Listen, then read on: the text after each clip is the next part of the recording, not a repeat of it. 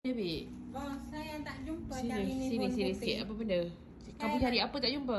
Mihun putih. Mihun putih? Iya.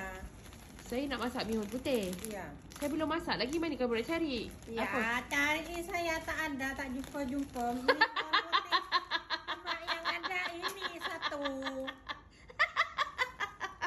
Cuma yang ada ini satu. Bibi, dengar sini. Saya nak masak bihun Singapura. Bihun tu putih. Oh. Bukannya saya nak cari bihun putih. Bihun tu lah, betul lah tu. Tak fikir mihun yang lain, bos.